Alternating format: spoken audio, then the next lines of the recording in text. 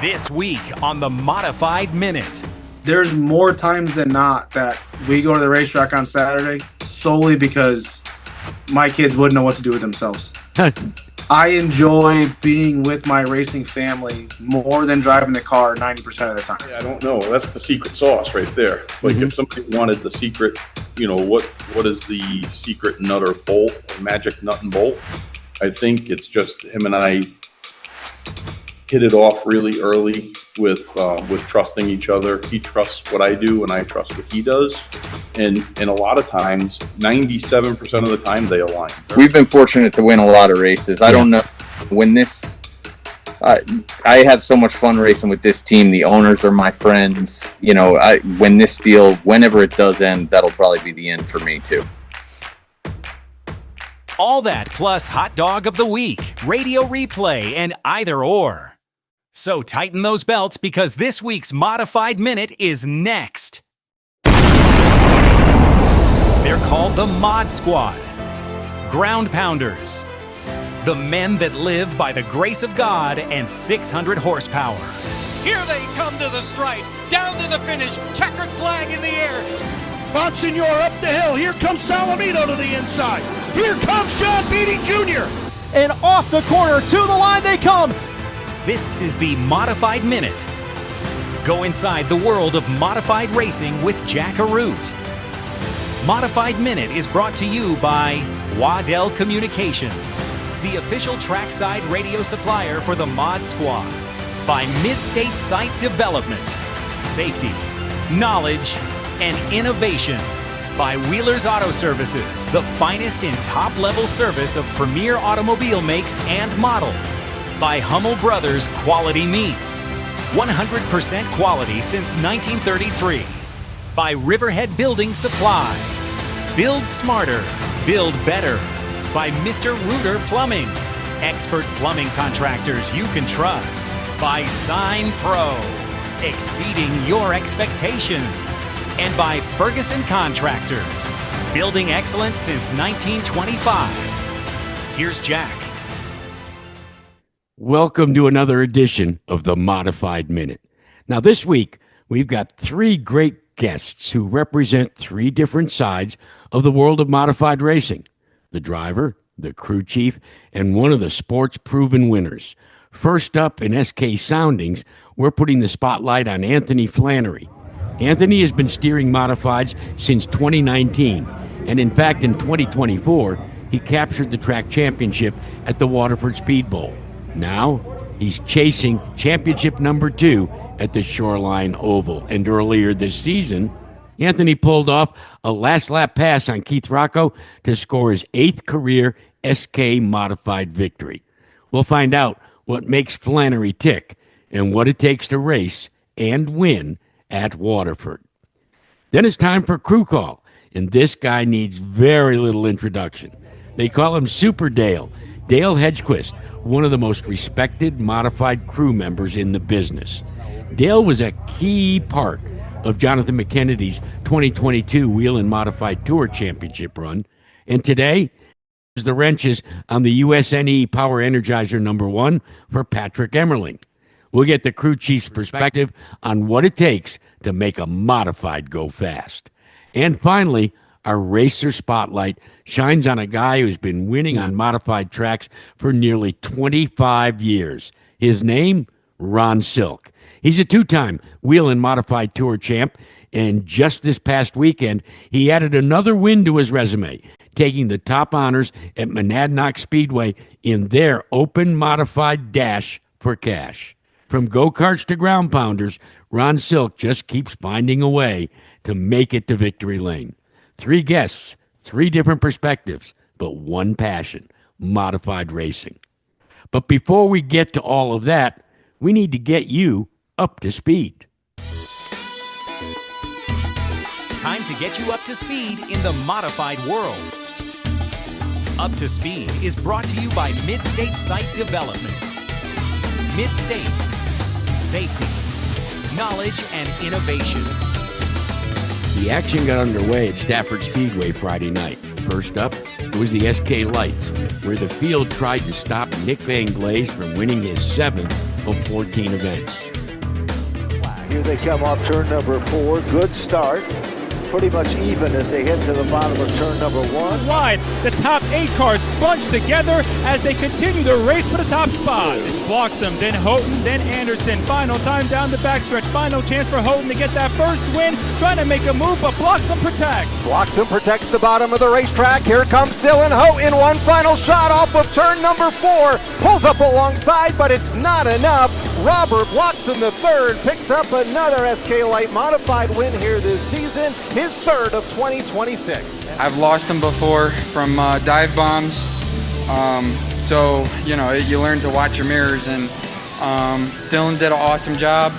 I know he had some issues with those restarts a couple weeks ago, but the kid's getting really good. Then it was the SK Modified's turn for 40 circuits around the half mile. 40 laps, the distance for the SK Modifieds as we go under the green flag, side by side to the corner, Prucker and Izzo for the lead. Flynn got a little bit loose, but here's Rocco with the bottom shot. Rocco does the move. He is patented in the number 3.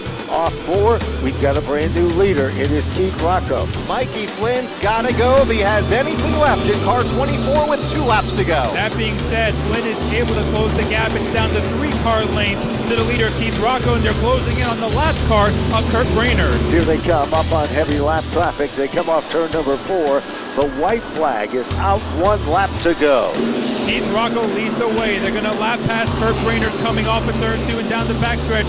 If Rocco can get there, that might be helpful for him in trying to use that 96 as a pick, but he's still well ahead of Flynn heading into 3. Brainerd will pull that car to the bottom of the racetrack, leave the leaders plenty of room to the outside lane. Keith Rocco comes off of turn number 4, and for the 77th time in his SK Modified career, takes the win here at the Stafford Motor Speedway.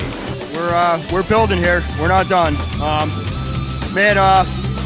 I love to not see a caution there. Shoe's been on the other foot a few weeks ago where I was 4th and had a car to win. Wanted a caution, but man, it's nice not to have one when you're out front. Also on Friday, Riverhead Raceway hosted their tour-type modifieds for a 50-lap go. By the grace of God, it's 600 horsepower. These are the NASCAR Tour Type Modified. The field hits the Newsday Go Zone. Green flags in the air as the field heads down into turn 22. Field heads towards the Newsday Go Zone. Green flags in the air. Rogers, a little bit of a slip on the initial start. Oh, contact! Hard into the wall goes Matthew Brody. Gets into him, gets him sideways and turns him around. Kyle Elwood is sideways. And he's closing in. 2 to go. 2 to go. Whatever Brennan found on that lap, he might want to use again. Let's get down now under 0.3 of a second. They'll come around to see the white flag. 1 more lap to go here. Can Chris Rogers hold on? Chris Rogers with the lead. Owen Brennan right behind them. They head to turn number 3. 1 last gas by Brennan won't be enough. Out of turn 4, Chris Rogers the victory lane.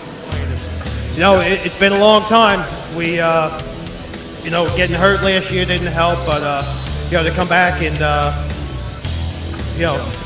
finally put this thing back in victory lane. There's no words for it. There's nothing better than being the victory lane revenge. Saturday night, Waterford took to the stage for a 25-lap SK Light main, and Robert Bloxham III doubled down on the weekend, taking the feature. And in the 35-lap SK Modified feature, it was Jonathan Pulio who took the lead with 12 laps to go and cruised to the 35-lap SK victory. It was JP's 3rd in a row and 4th of the season. Todd Owen took 2nd, with Nick Hovey finishing 3rd. And finally, Monadnock Speedway hosted their open modified event for a $10,000 to win 100-lapper. Coming out on top, it was Ron Silk. Finishing right behind Silk was Joey Cipriano and Anthony Nocella. So there you have it, the ground-pounding action from this past weekend. All the touring series were idle this past weekend, so I thought we should take a look at the current track point standings for the weekly tracks. Here's a look at the championship chases. Brought to you by Sign Pro, exceeding your expectations. At the Thompson Speedway, Keith Rocco holds a 12-point margin over Todd Owen and a 3-point lead over Danny Cates, while in the SK Lights, Kevin Davis holds a 14-point lead over Austin Goff R.J. Marcotte rounds out the top 3. In Stafford's SK Lights division, Nick Anglace enjoys a 22-point lead over Tyler Berry and a 60-point lead over Dalton McCarthy. Keith Rocco's win in the SK Modified event Friday night, coupled with Jonathan Pulio's 15th place finish, lengthened Kid Rock's margin to 38 points. Len Reen occupies the 3rd spot. At Riverhead Raceway, A.J. DeSantis holds a 6-point margin over Michael Berner and an 8-point lead over 3rd place Richard Davinovitz in their Crate Modified series, while Owen Grennan is up by 6 over Mark Stewart in their Tour Type Modified standings. The Waterford SK Lights leaderboard shows Robert Bloxham III out front over Kevin Cormier by 40 points and ahead of 3rd place Kevin Davis by 43. While the SK points show Anthony Flannery leading Todd Owen by just 9 points. Nicholas Hovey is 3rd, 13 points back, with Timmy Jordan and Keith Rocco rounding out the top 5. You know, Anthony Flannery has been steering modified since 2019. He took the track title at Waterford Speedbowl back 2 years ago. But this season, he's chasing his 2nd championship at the Shoreline Oval. He's in focus in this week's SK Soundings. This is SK Soundings. News from the SK Light, and 602 Modified World. Brought to you by Wheeler's Auto Services. The finest in top-level service of premier automobile makes and models. Specializing in European, Japanese, and domestic vehicles. He moves from Legends cars to dirt cars to full-bodied cars and now to the SK Modifieds. We're talking about Anthony Flannery. Anthony, you kind of came up the normal way. As a kid, you were in go-karts and you were in the Tiger Cub type cars. So when did you first say to yourself, I really want to do this? Well, I was probably 7. I wasn't probably. I was 7. My father bought my first go-kart. And we were racing quarter midgets down in Silver City and Meriden. I mean, any little boy at that time would love to drive a race car, right? And I had success. I liked doing it. I liked meeting the people and hanging out with the families and the friends. And I would say I was probably 7, 8 years old when I decided this is something that I want to do as long as I can. So who did you always imagine yourself to be when you were in that quarter midget or that go-kart or even that Legends car? Oh, I was always going to be Dale Earnhardt. I mean, that's just the thing, right? Everybody wanted to be Dale Earnhardt. As I gotten older, I realized that's not as easily done as I thought of when I was 7 years old. Now I look at myself as a hometown hero and something my kids look up to and my friends like to talk about. And it means just as much to me as racing on Sunday. I don't think a lot of folks at Waterford or at Stafford know the fact that when you went away to college, your first modified ride was on the dirt. Tell me about that. Yeah, to UNOH. It was an awesome school. I had a great time, met a lot of awesome people, and they ran dirt out there. There's, if you're from New England, other than Lebanon Valley, there's no dirt racing out here. I moved out to Ohio, to the Midwest, and they pavement racing wasn't a thing. They looked down on pavement racing out there. So my first year at school, I ran a dirt street stock. Had great success doing that with the school for my first time, and then my second year at school, I ran the modified. And I wouldn't trade it for anything. I had an awesome time. I learned so much about car control, driving, setup. There's so much that goes back and forth between dirt and pavement that a lot of people don't know. And they see it on Sunday. They see the guys that ran dirt cars, Kyle Larson's, Christopher Bell's, even Jeff Gordon. Mm-hmm. Great drivers that came from dirt racing. There's something to be said about that. There's a lot of amazing drivers that have never raced dirt that probably would do good there. But it was an experience that I couldn't have skipped life with. All right, let's move to the SK Modifieds. You had a certain degree of success at the 3rd mile Shoreline Oval, we all know as New London Waterford Speedbowl. In fact, you won a championship there. and now you are leading in the points. When did you decide that you were going to move up to the big ass half mile at Stafford? I hate to say it wasn't my decision, but I got hooked up with Todd Owen and Chassis Pro. It wasn't even a full season. It was probably my first half season I ran in SK Modified, and I was struggling, but I was trying like hell. Mm-hmm. And Todd noticed that. Todd came over, he tried to help me out, and he could see that I was trying as hard as I could, and he knew I was getting more out of it than I should have because I didn't have the right setup, the right deal. We were just doing it on our own. And I got hooked up with Todd and started running one of his cars at Waterford. And he had a car that opened up about halfway through the season at Stafford. Asked if I was interested.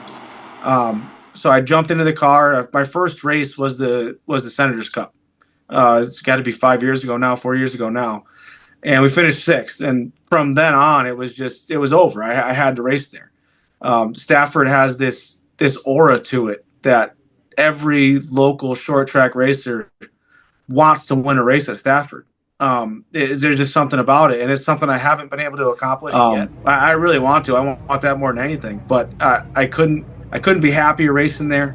The competition level in SK Modified racing in general is the highest it could be, and at Stafford especially, you go to some tracks and there's 5 cars that can win a race. Mm-hmm. You go to Stafford, there's 15 cars that could win that race.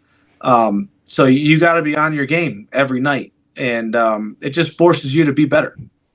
I had a moment, Anthony, the other night when I was watching you, and I was trying to find your pit crew.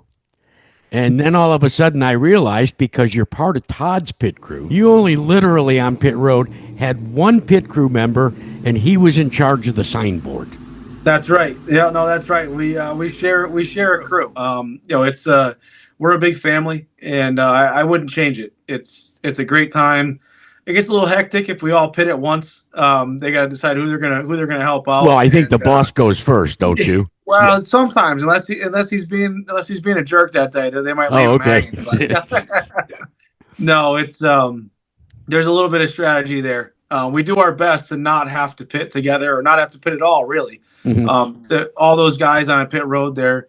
You talk about I have one pit guy holding the pit sign, right? I mean, there's a small group of people that make everything happen at Chassis Pro, and they do a lot for us, for me, for Todd, for all of the rental cars, all of the cars that have been sold out of Chassis Pro, to give them the best foot forward. And I rely on those guys more than anything. I have a small family.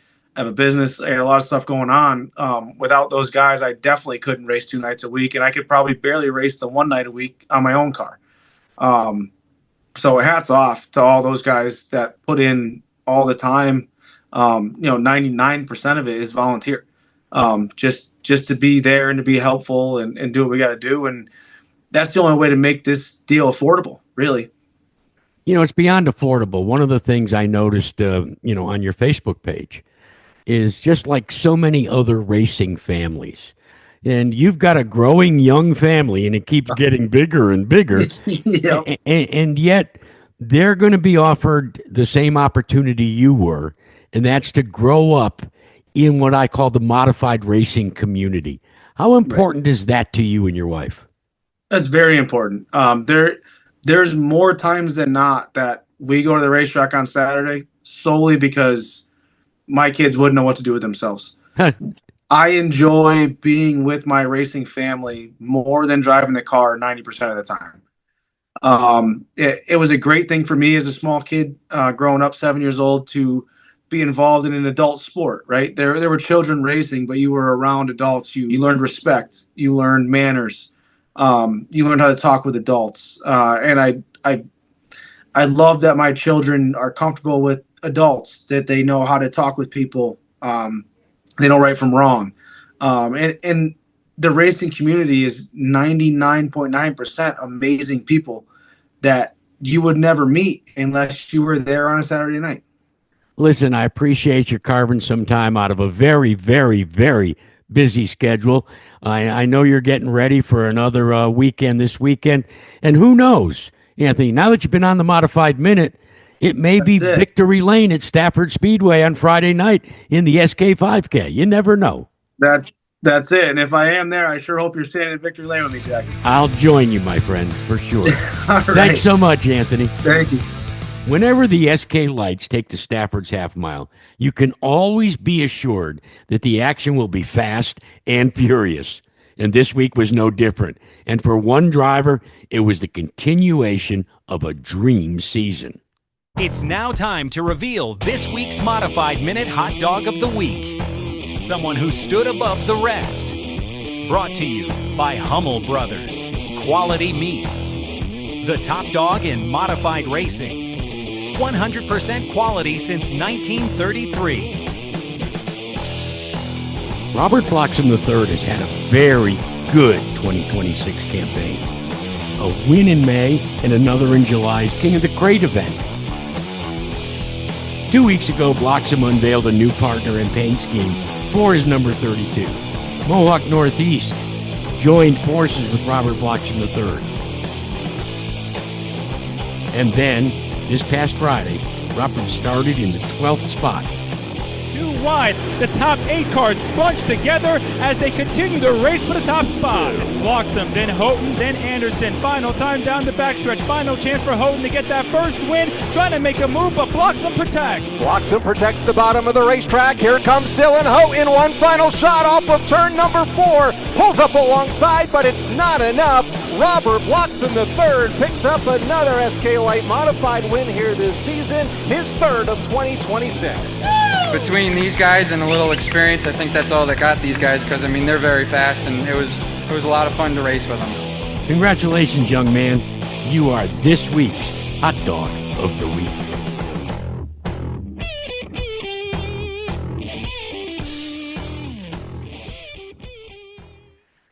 They call him Super Dale, and he is indeed considered one of the top modified wrenches in all of modified racing. He was in charge of Jonathan McKennedy's Whelen Modified Tour Championship run back in 2022. And now he calls the shots and twists the wrenches for Patrick Emerling and the USNE Power Energizer #1. He is this week's Crew Call guest. Time to drop in at the race shop and get the inside dope from the guys who twist the wrenches. It's Crew Call. Brought to you by Ferguson Contractors, building excellence since 1925. So I'm at Stafford on Friday night, just kind of hanging out, watching the cars go by, and who do I run into? My next guest. Dale Hedquist was out there either A, trying to gather intel, or B, just doesn't have a life, or C, just loves modifieds regardless of where they're running. So what's the story, my friend? A little bit of both, all three actually. So, I don't know. I'm a huge fan of racing. I'm a huge fan of modified racing, obviously, right? I've been around it my whole life. I like talking to a lot of different guys and seeing like a lot of different views on, maybe changes or adjustments or, stuff like that. And then I don't know. I have a soft spot for some of these younger modified guys and just want to try to help them package, or if I can give them, a tidbit of knowledge or, help, then yeah, that's really all it was for. Yeah, I saw you out there working with some of the young studs and offering up your assistance. All right, it's been an incredible July for you and the USNE Power Energizer #1. You sweep the Granite State Bull Ring circuit. You go back to back to back. That's all in the rearview mirror now, Super Dale. We're back up on the big tracks now, which, oh, by the way, in case nobody remembers, you and Patrick are the defending champions for the last 2 years of the Thompson Whelen Modified Tour race that's coming up this week. So what is involved in making the transition from the little bull rings, the quarter miles, the third miles, etc., to the big tracks like a 5/8 mile, a half mile, and sandwiched in between the magic mile at New Hampshire? So I think just strategy is really the only thing that kind of changes our game plan or our outlook, right?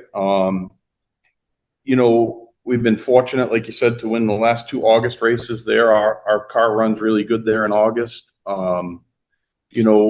So our mindset is still the same as it was in February when we went to New Smyrna. We go to every race wanting to win and preparing to win and trying even when we can't win, we want to try to make the best finish we can out of it. And sometimes strategy plays a lot of role in that, So the two past Thompson August races, we sat on the pole, led every lap, and then we started dead last and came back and won. So, but that's all strategy driven. So, one of the things that I think work in our favor is Pat and I, in not so many words, are on the same page of we're never in panic mode. Like, okay, we're going to roll with the punches and adjust on our car as we need to and run our race, not somebody else's race. And I think that's what's got us where we are. Takes a great amount of trust, though, doesn't it? He and you and you and he. Absolutely. Absolutely. How do you build that? Boy, I'll tell you, I don't know. That's the secret sauce right there. Like if somebody wanted the secret, what is the secret nut or bolt or magic nut and bolt? I think it's just him and I hit it off really early with trusting each other. He trusts what I do and I trust what he does. And a lot of times, 97% of the time they align. Very seldom does he come on the radio and say, I think we should have went this way and not this way. So, and a lot of times I can see the car and before he even says it, I'll ask him if what I'm seeing is what he's feeling. And that's also paid huge dividends for us. He's been at this, as you have, for quite some time.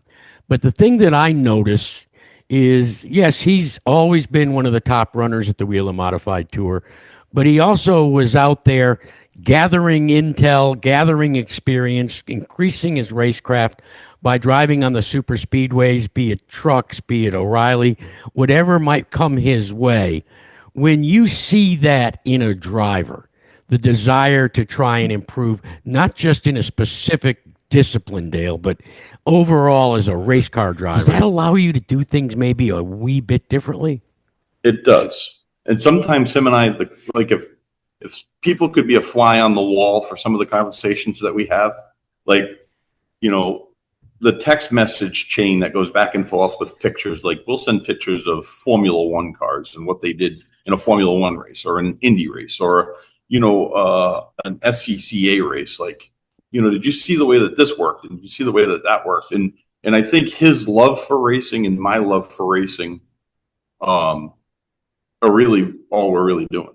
So all the rest of it, the mechanical end of it, is almost an oversight for us because we both study a lot of things. We study a lot of races. Like him and I on no set schedule, we'll watch. Like I watched Thompson, Icebreaker the other night. I watched last August's race. I watched the World Series race, all over the past few nights.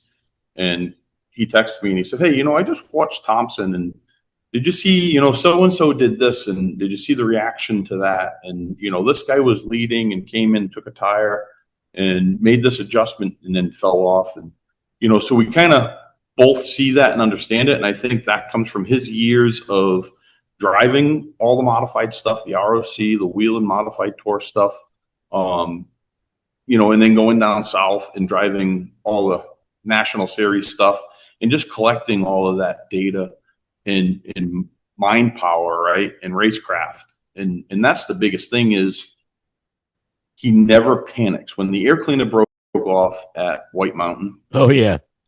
He literally came on the radio. It was kind of funny because he literally came on the radio with a chuckle in his mouth and he said, did you see that?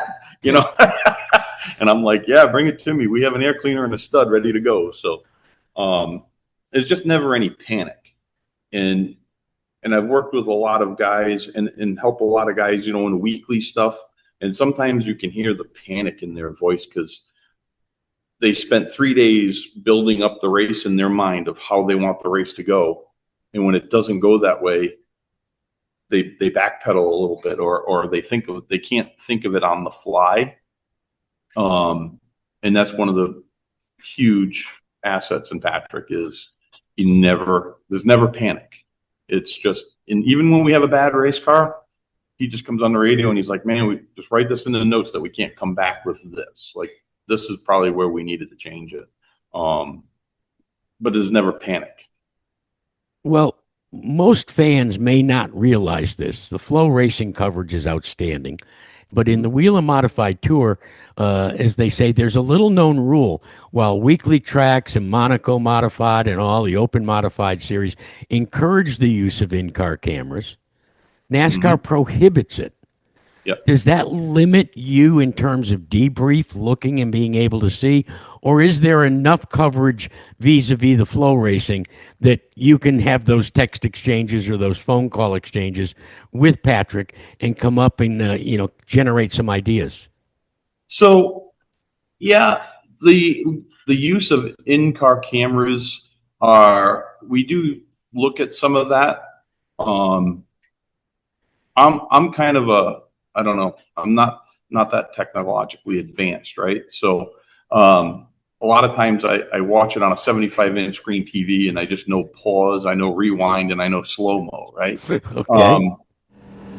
So with like the tri-track stuff and, in Fence Line Films does a great job putting in-car games, and I like to watch hand placement and all that kind of stuff.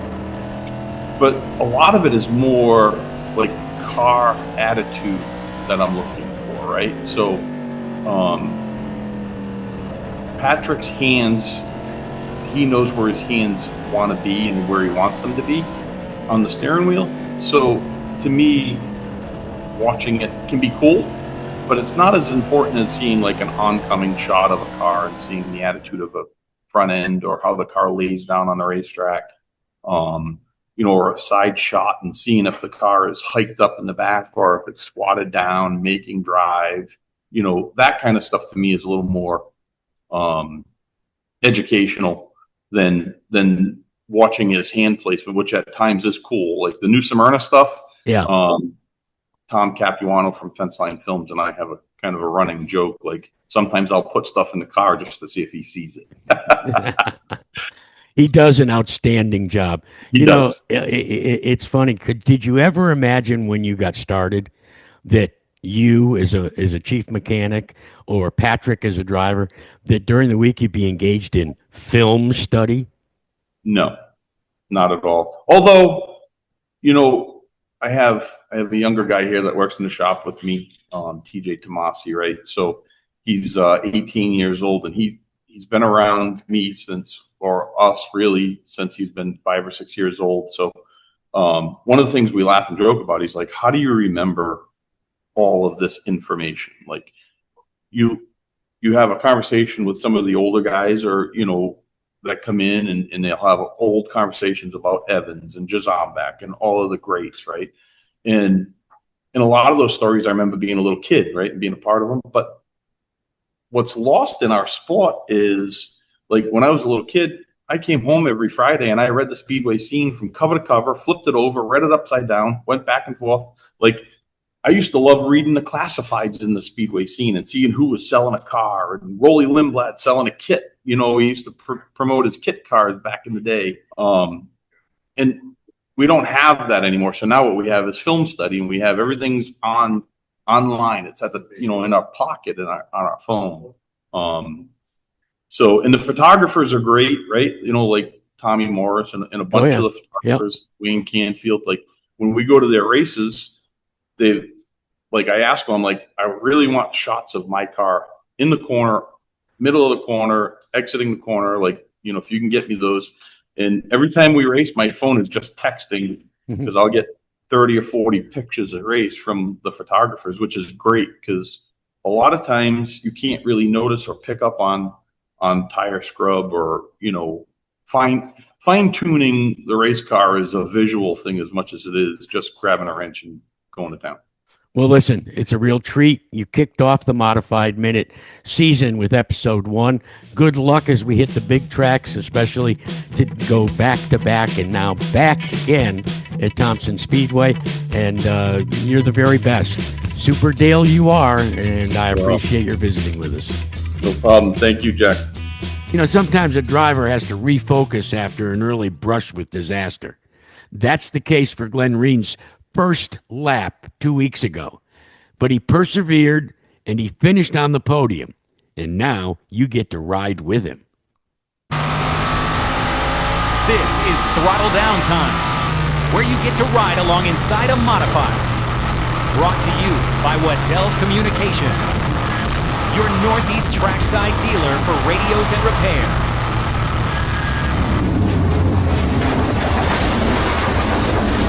Ride along with Glenn Reen and his spotter, Evan Marchand. Is our 10 away, 5 away, 2 away, to the box, green, clearing, 2 wide rolling here. A little mix up behind you here, so 1 inside quarter, taking line behind you.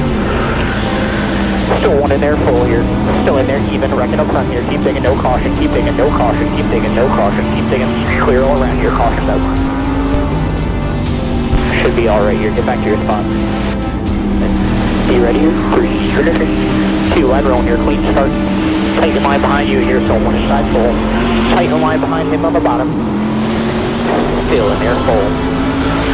Momentum to you here. Half line behind that 81 here. No room yet, no room yet. Still working 1 inside here. Still in there, bumper. Still in there, quarter. Tighten line behind you here, still working that 81. Got 1 stop on exit to 2 here. No caution yet. Keep digging here. No caution yet. Caution's out. We got 1 stop at the bottom of 2. Should be clear by the time you get there here. Thanks. I was kind of just letting them ride, sit third kind of thing. Yeah, copy that. Actually a good place to be sitting, Glenn, because you don't really want to be second, so you're sitting in a good spot right now. Richard, 2 wide rolling here, good start. Still 1 outside full here, half back in line behind you. Still 2 wide rolling here, out there quarter, bumper, clear, 2 wide out the back now, 11 in line with you, 99 up top.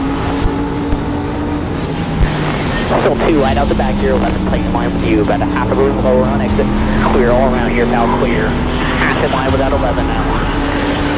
Tight in line on entry that time. Half on exit. Let's get back in our rhythm here. That 11's going to put some tight pressure on it here. Let's be ready for it. Good job, Glenn. I know you gave it your best shot. You took your only opportunity. Just didn't work out. Got to get it just a tick better for you. Ron Silk has been winning on the modified circuits. He's a 2-time Whelen Modified Tour champion, and just this past weekend, he took the top honors at Monadnock Speedway in their open modified Dash for Cash. From go-karts to ground pounders, Ron Silk just keeps winning. Let's visit with him on this week's Racer Spotlight. Time to drop in at the race shop and get the inside dope from the guys who twist the wrenches. It's Crew Call, brought to you by Ferguson Contractors, building excellence since 1925. Hey, Ron, thanks for jumping in and being part of Modified Minute. Welcome to the show. Yeah, thanks for having me on. I'm glad to be here. All right, before we talk about your incredible modified racing career, I want to go, as Chris Berman used to say on ESPN Sports Center, back to your karting days, where a very good authority informed me many years ago that you and Danica Patrick had some real throwdown karting events against each other. Tell me the rest of the story. Yeah, we did. There were a lot of great kids that ran go-karts back then. But we had a lot of good races. Danica, we were close with her family. It was amazing to see what she accomplished in auto racing. But race karts with Justin Bonsignor, although we were a little different in age, we didn't really race against each other. But a lot of really people that made it far in motorsports we got to race with all over the country. It was a lot of fun racing go-karts. All right, let's move to the modifieds. Can you believe that you've been turning left for 23 years? No, I can't. It doesn't seem like it's been that. I mean, in some ways it seems like it's been that long, and other times it seems like it's only been a few years. You know, something I really enjoyed doing. I'm glad I've got the opportunity to do it for this long. It's been a lot of fun. Where do you think, Ron, your racecraft has improved over those 2 decades? Well, it's improved a lot. You know, when I first started racing SKs, Stafford, Waterford, Thompson, yeah, all I had driven was a go-kart up to that point, and got pretty good at ripping the right front off of a modified when I first started. But you just pick up a lot as you go. Luckily, when I was younger, I got to race against a lot of great car drivers: Ted Christopher, Mike Stefanik, Tony Hirschman, Jerry Marquis. The list goes on and on. But those guys were so talented and so good at what they did, it was hard to not learn stuff from them. So you then move up the ladder, and over the course of the last, I would say, 10 years or so, you have absolutely dominated any tour-type modified event held at the Stafford Motor Speedway. What's your secret? I don't know. I've always run good at Stafford. That was one of the places I started at and learned to race at. But I went a long time, not having that kind of success there too. I would say a big part of it's Phil Moran. I mean, he had lots of success there with Doug Kobe prior to me and Todd Zegedy prior to Doug. So just knowing that the car is going to be good every time we go.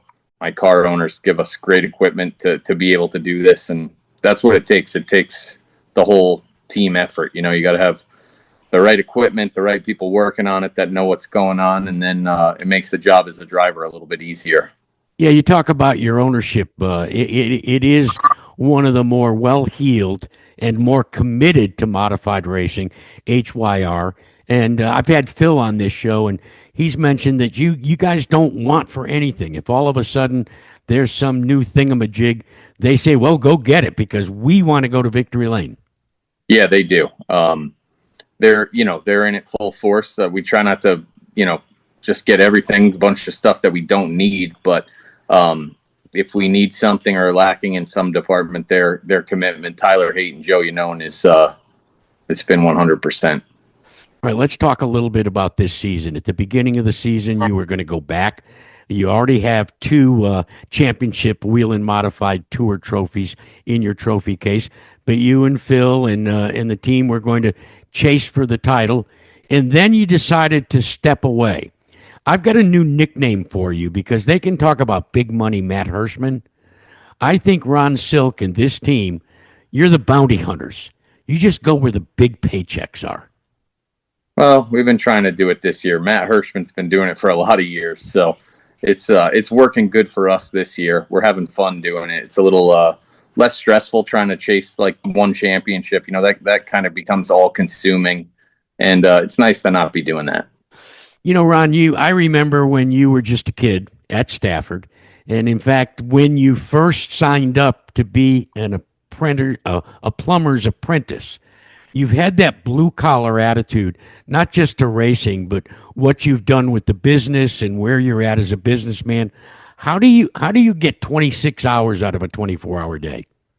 Well, I mean, I'm lucky at work. It was a family business that I grew up, being a part of and taking it over. It's all the same employees from when my father took it over. So I have a good group of guys there. And having a guy like Phil Moran here in the race car shop, Bob Tulipani, who is totally committed to this deal too. I can kind of focus on both and not get pulled too hard in one direction.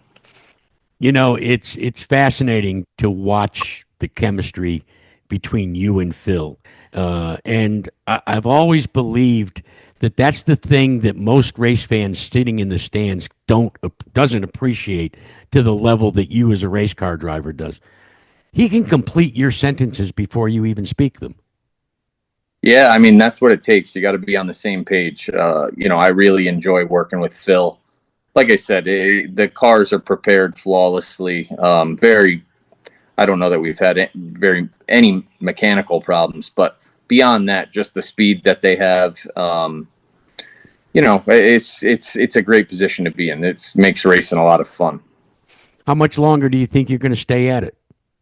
I don't know. I mean, we've been fortunate to win a lot of races. I don't know when this. I have so much fun racing with this team. The owners are my friends. When this deal, whenever it does end, that'll probably be the end for me too.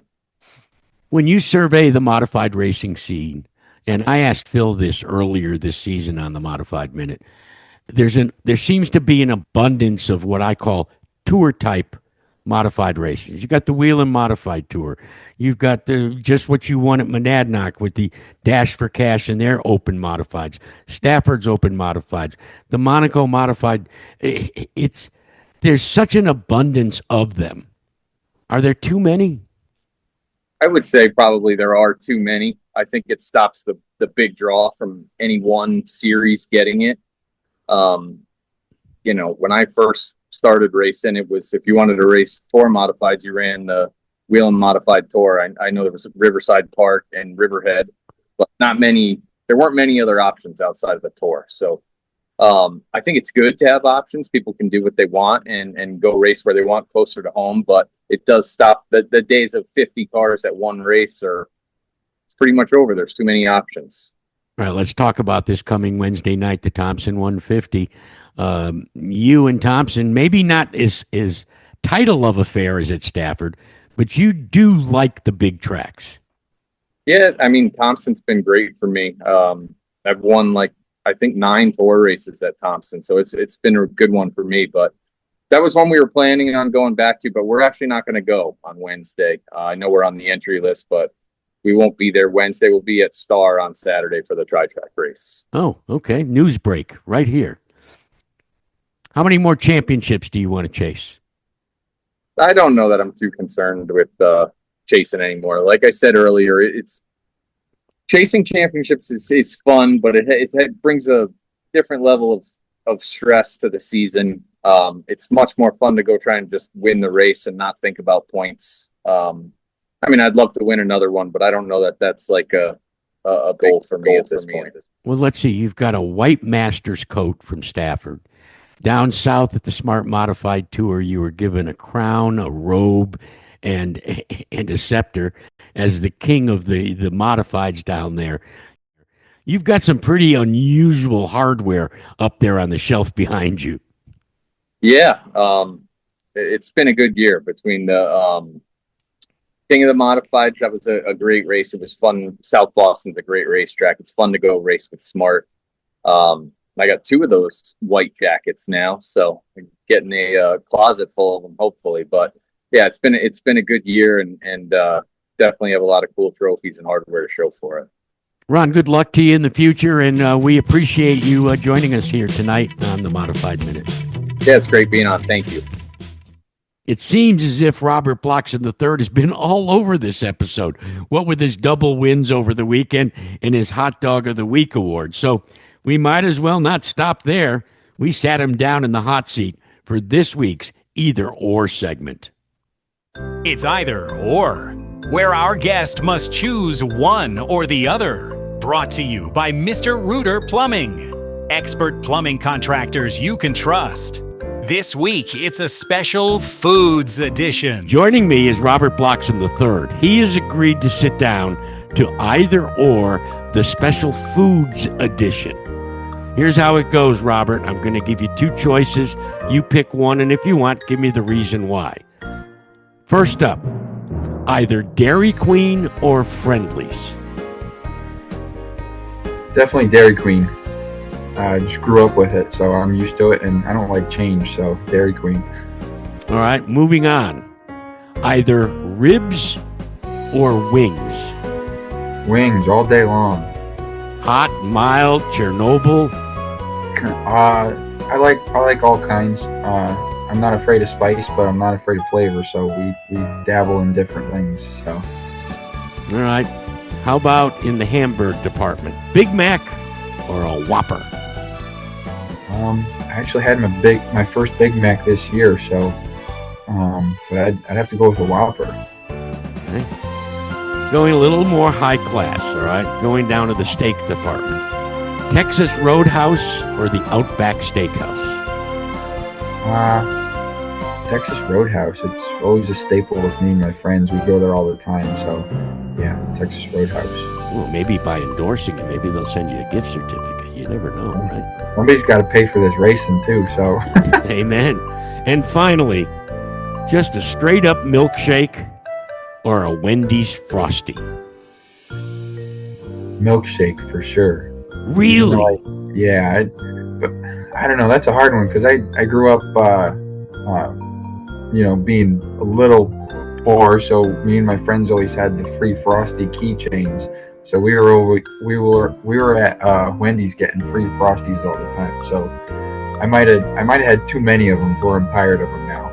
Okay. All right. Well, I appreciate you visiting with us and participating in the special food edition of Either Or. Awesome. Thank you. And that's a wrap for this week's Modified Minute. A big thank you to Anthony Flannery, Dale Hedquist, and Ron Silk for joining us and sharing their stories and their passion for modified racing. If you enjoyed this episode, do us a favor, hit that subscribe button. We're working hard to grow Modified Minute as a channel, and every subscriber helps us bring you more interviews, more stories, more racing, and more of the people who make modified racing so special. And don't just subscribe, share the show. Send an episode to a modified fan, a crew member, a driver, or somebody who needs a little more modified racing in their life. You can find the Modified Minute right here on YouTube, on Facebook, and on your favorite podcast platforms. I'm Jack Arute. Thanks so much for watching. Thanks for listening, and thanks for supporting the Modified Minute. We'll see you next time, and until then, keep the RPMs up on that modified so we can pound the ground. So long, everybody. This has been the Modified Minute. Modified Minute has been brought to you by Waddell Communications, the official trackside radio supplier for the Mod Squad, by Midstate Site Development, safety, knowledge, and innovation, by Wheeler's Auto Services, the finest in top-level service of premier automobile makes and models, by Hummel Brothers Quality Meats, 100% quality since 1933, by Riverhead Building Supply, build smarter, build better, by Mr. Reuter Plumbing, expert plumbing contractors you can trust, by Sign Pro, exceeding your expectations, and by Ferguson Contractors, building excellence since 1925. Video provided by NASCAR, Monaco Tri-Track, NESTN, Race Day CT, and Flow Racing. Want to get in touch with us? It's easy. Email us with your comments and suggestions. Our email address is modifiedminute@gmail.com, or you can instant message us at Modified Minute. Video versions of the Modified Minute are available on YouTube and Facebook. Be sure to subscribe to both and grow the show.